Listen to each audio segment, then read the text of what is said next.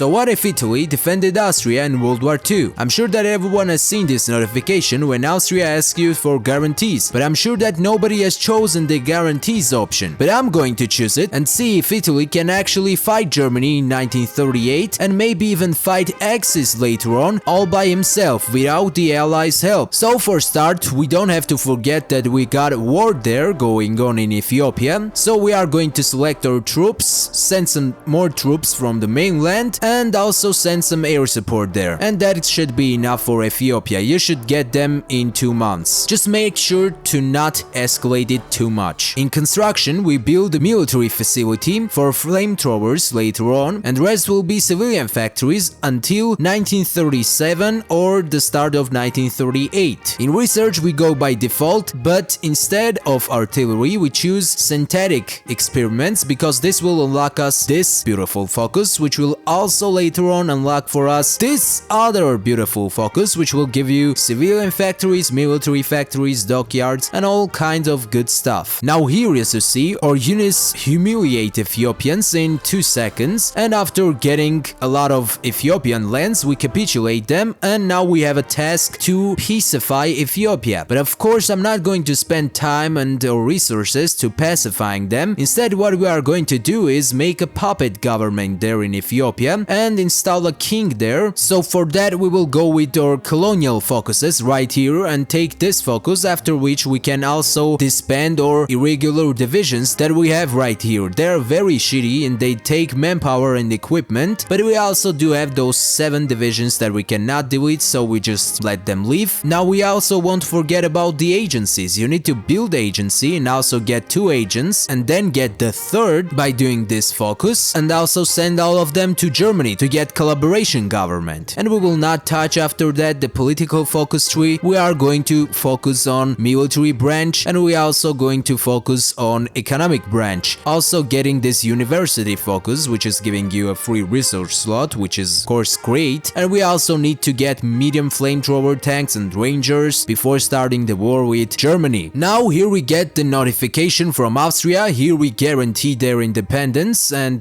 yeah, we can call it a day. We have built our facility and we assign here this guy, and we wait until we can get the point to start making our flamethrowers. Also a quick note here, you will not need your air force. Germans will just destroy your air force, so please don't focus on that. And also we complete the tasks from Mussolini, which is military expansion. You can use this as a guide. After getting this notification from Mussolini, later on, few months later, you will get the Anschluss. And after the Anschluss is done, we get this notification that Anschluss has been done. We can either choose to not intervene or we can intervene, and this will give us a liberation war goal on Germany, and we of course use that and attack the Germans. Now as you see here, I push them, I rush into Germany, but then it hits me, the supply problems and the fact that Austria is a big mountain. So because of that, our great military leadership plans on retreating to our positions, and we get into a position war. And we have also gotten another task from Mussolini to occupy Albania. So for that, we will start going with our international focuses. Now here, after pressuring other governments, we will promote ideologies in Yugoslavia and pressure them, and after doing all that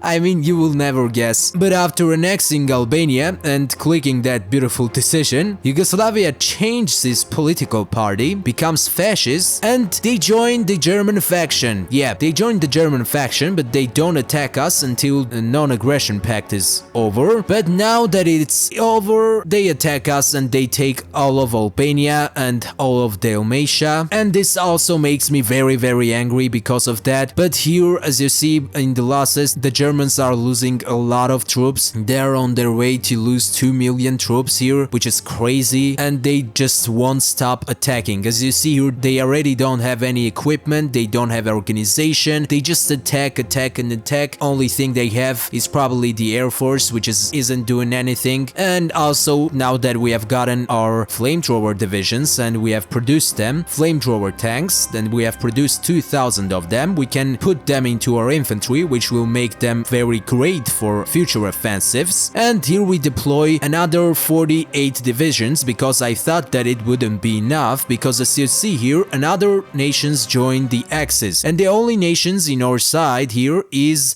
Bulgaria. Yeah, and they won't even join the war, so I guess they're useless or something. That Hungary and Romania has joined the war too. They send their divisions to our border to attack us a little bit more. As you see here, you might be wondering why Germany doesn't attack Poland and the allies. I was wondering that too, but you know what happened? Yeah, the Soviets attacked Poland in the end, and the Germans won't intervene there. So now that our divisions are trained and ready, we put them on the front lines too and start our offensive, which goes pretty well in the Balkans, especially in the Yugoslavia. We managed to free Dalmatia, or province that Yugoslavia has taken from us, which also moves the balance of power towards Mussolini instead of the other way. In Germany and Austria, we don't really make much of a breakthrough, all of it because everything there is a mountain, and also it's worth mentioning that our field marshal here has gotten the adaptable